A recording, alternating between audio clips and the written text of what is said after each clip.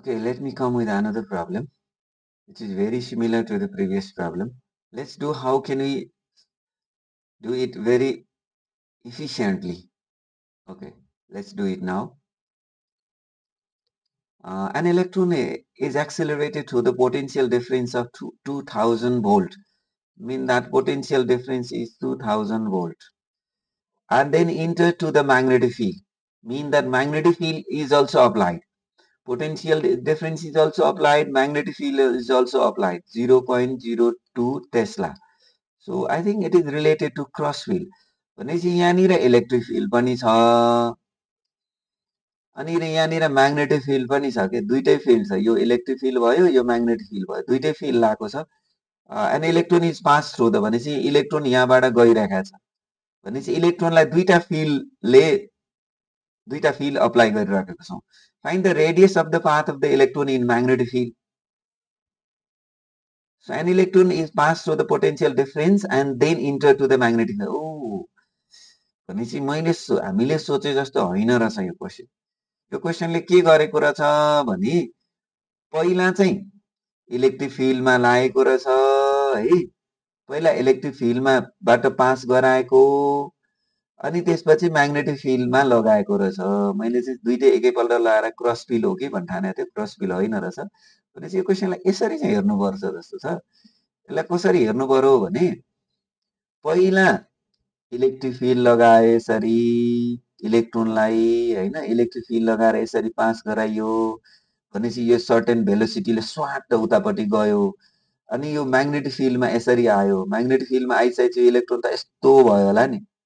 हो यस्तो भयो भने यसले सर्कुलर पाथ फलो गर्यो यसको रेडियस कति भनेर क्वेसनले सोध्यो first electric field then magnetic field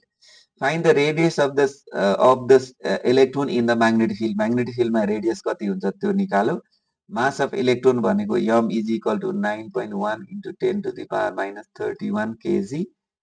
अनि चार्ज अफ इलेक्ट्रोन भनेको e भनेको 1.6 into 10 to the power minus 19 कोलोम्ब यति कन्डिसन त्यहाँ छ यहाँ हामीलाई निकाल्नु पर्ने के भयो भने फर्स्ट कन्डिसनबाट जस्तै रेडियस अफ सर्कुलर पाथ निकाल्नु पर्यो भने हामीले निकाल्ने फर्मुला के छ भने B E V is equal to M V square by आरसँग रिलेटेड भएर जाँदाखेरि आर भनेको हामीले एमभी बाई बिई निकाल्नु पर्थ्यो रेडियस निकाल्ने फर्मुला तर हामीलाई मास छ ठिक छ मास छ म्याग्नेटिक फिल्ड छ यो भेलोसिटी छैन नि यो भनेको भेलोसिटी अफ इलेक्ट्रोन हो यो भेलोसिटी अफ इलेक्ट्रोन हो यहाँनिर हाम्रो दिएको चाहिँ यो चाहिँ इलेक्ट्रिक फिल्ड हो पोटेन्सियल डिफरेन्स हो पोटेन्सियल डिफरेन्सबाट हामीले के निकाल्नु पर्यो भने भेलोसिटी निकाल्नु पर्यो त्यो पोटेन्सियललाई फेरि भिभी भनेर राख्न चाहिँ पाइँदैन नि यहाँबाट इलेक्ट्रोनलाई यसरी रहेको छ भने यहाँबाट इलेक्ट्रोनको पोटेन्सियल अथवा भेलोसिटी कति हुन्छ निकाल्नु पर्यो भेलोसिटी निकाल्ने फर्मुला के छ त्यसो भए पोटेन्सियल डिफरेन्सबाट काइनेटिक इनर्जी दिने हो नि त यसले इनर्जी दिन्छ भने अब हामीले हेरौँ यहाँबाट एनर्जी कसरी निकाल्न सकिन्छ हामीलाई एनर्जी भनेको के थाहा छ भने एनर्जी भनेको हाम्रो इभी भनेको चाहिँ एनर्जी हो एनर्जी भनेको काइनेटिक इनर्जीलाई हामीले इभी भनेर भन्छौँ काइनेटिक इनर्जी काइनेटिक इनर्जी भनेको हाफ एमबी स्क्वायर हो यो फर्मुला हामीले युज गर्नु पर्यो now we have EV is equal to half mv square यो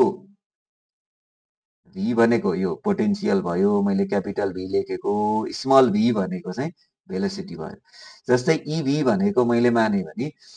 ई को इलेक्ट्रोनको चार्ज पनि थाहा छ भी पनि थाहा छ ई भनेको मसित कति छ ई भनेको 1.6 into 10 to the power minus 19 भी भनेको 2000 अनि त्यसपछि मलाई त भी मात्र चाहियो हो नि त हैन अनि यो 2 पनि उता लगेर मल्टिप्लाई गरिदिउँ यता ल्याइयो अनि यम उता लगेर डिभाइड गरिदियो 9.1 into 10 to the power minus 31 गर्यो भने यतापट्टि भी स्क्वायर मात्र बाँकी रहन्छ त्यसो भए भी स्क्वायर मात्र बाँकी रहन्छ अनि भी को भ्यालु सिधै निकाल्दै भइहाल्यो नि 1.6 into 10 to the power minus 19 into 2000 into 2 divided by 9.1 into 10 to the power minus 31 यो गयो भने यो भी स्क्वायर आयो छैन एकछिन भी स्क्वायर आयो यो भी स्क्वायरलाई मैले